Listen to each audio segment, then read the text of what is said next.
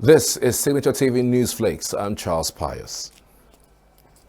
The Enugu State Governor, Peter Mbah, has charged the traditional rulers in the state to ensure they operate from their communities for effective leadership.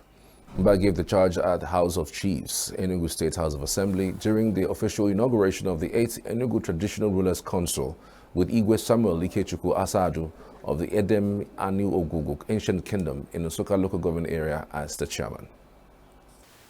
We are also going to take this opportunity to remind us that beyond being the custodians of our tradition and culture, you are also the ears and the eyes of government in your various communities. Before now, the synergy is there. The synergy is there, but the synergy is not as powerful as it is now under the leadership of His Excellency Barrister Peter Simba. Do you understand? So he has charged them. He has asked the Enugu to support the traditional rulers for them to key into his administration policy and program. The federal government says media organizations can now access a single-digit interest rate financing from the Bank of Industry to enhance their constitutional responsibility and operations. Minister of Information and National Orientation, Mohammed Idris, while addressing a sectoral news conference series in Abuja, says the government is creating an enabling environment for all players and stakeholders in the media and information ecosystem to thrive.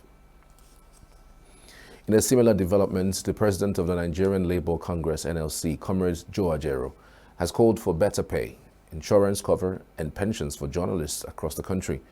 Ajero, who was on a visit to NUJ Chris Isuguzo in Abuja, explained that while journalists played significant roles in fights for independence and the current democracy Nigerians are enjoying, it is unfortunate same people are begging for their salaries to be paid.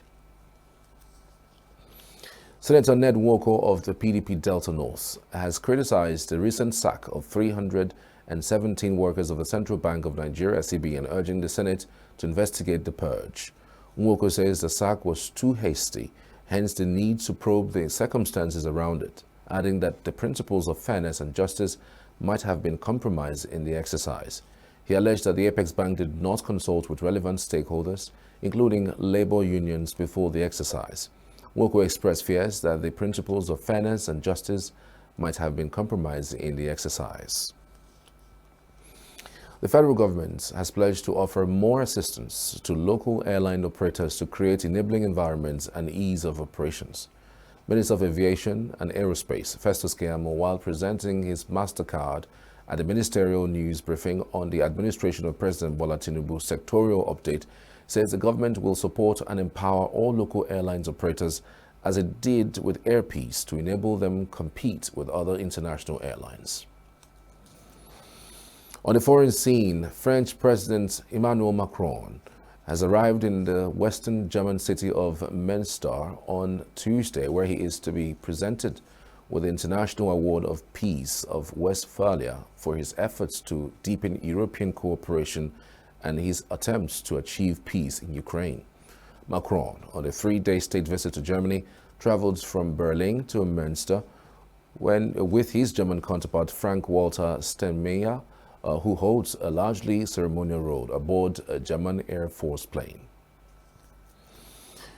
Ukraine and Belgium has struck a bilateral security agreement, including the delivery of 30 F-16 fighter jets, signed during a Brussels meeting between Ukrainian President Volodymyr Zelensky and Belgian Prime Minister Alexander De Croo.